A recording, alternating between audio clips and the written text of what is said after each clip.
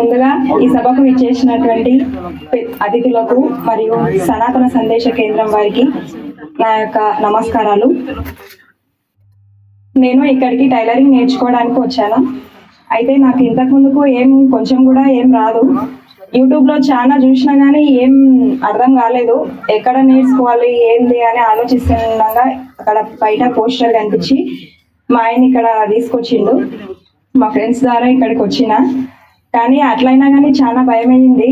ఎట్లా నేర్చుకుంటున్నా, ఈ కొలతలు అవన్నీ సరిగా అర్థం అవుతాయో కావో అని చాలా భయమైంది. కానీ చాలా మంచిగా అర్థమయ్యేటట్లుగా చెప్పిండ్రు. అన్ని పైసలు పెట్టినా కానీ చాలా మంది కొంచెం సరిగా అర్థం కాకుంటే మళ్ళా అడిగితే ఇట్లా కసురుకున్నట్లుగా చెప్తారు. కానీ ఇక్కడ ఫ్రీగా అయినా ఎంత మంచిగా నిదానంగా ఓపికతోనే చెప్పడం నాకు బాగా నచ్చింది. ఎట్లా చెప్తారో ఏమో అని చాలా భయపడి ఉంటుంది. అట్లాగే ఇక్కడ భగవద్గీత గురించి కూడా చెప్పడం మాకు ఇంకా బాగా నచ్చింది. అందులో ఎప్పుడో చిన్నప్పుడు స్కూల్ టైంలో శ్లోకాలు పద్యాలు చదువుకునే వాళ్ళం. మళ్ళీ ఇక్కడికి వచ్చినాక చదువుకోవడం చాలా బాగా అనిపించింది, నేర్చుకోవడం. ఇప్పుడు అందులో నాకు నచ్చింది విగ్రహం అంటే ఏంటి అనే దాని గురించి నేను చెప్తున్నాను. విగ్రహం అంటే విశేష గ్రహణ విగ్రహం అనే దాన్ని ఏదైనా ఒక విషయాన్ని మనం విగ్రహం ద్వారా మనకు పెద్దలు తెలియజేస్తారు. దాన్ని విగ్రహం అంటారు. అంటే బాగా గ్రహించబడేదాన్ని విగ్రహం అని అంటారు. దానికి ఒక చిన్న ఎగ్జాంపుల్, అర్ధనారీశ్వరుడు.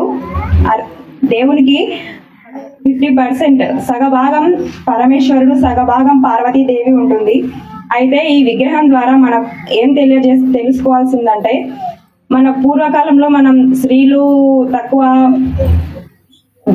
పురుషులు ఎక్కువగా అని ఉంటారు. ఇప్పుడు కూడా కొంచెం అట్లనే ఉంది. కానీ ఎవరేం తక్కువ కాదు, ఎవరేం ఎక్కువ కాదు, ఇద్దరు సమానమే.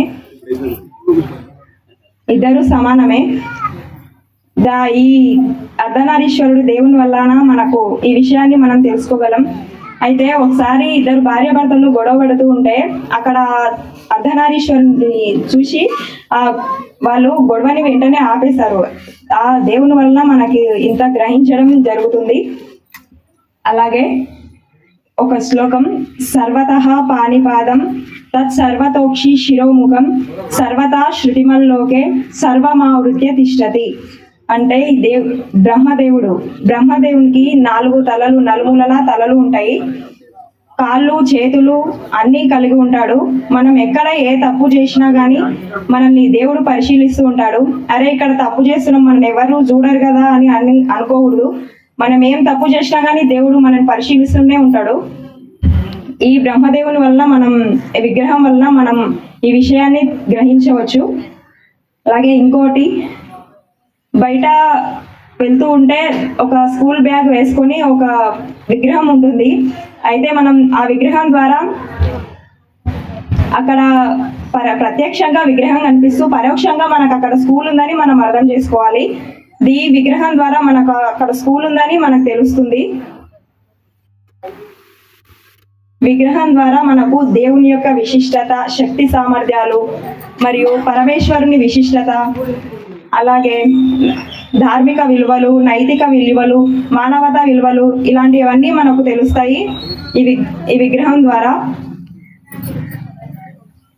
నాకు ఇంతటి అవకాశాన్ని కల్పించినందుకు ఈ సభకు, సనాతన సందేశ కేంద్రానికి మరియు నా కుటుంబ సభ్యులకు, అలాగే నాకు టైలరింగ్ నేర్పించిన వారికి, భగవద్గీత నేర్పించిన వాళ్ళకి అందరికీ నా యొక్క కృతజ్ఞతలు తెలుపుతూ జై హింద్, జై భారత్.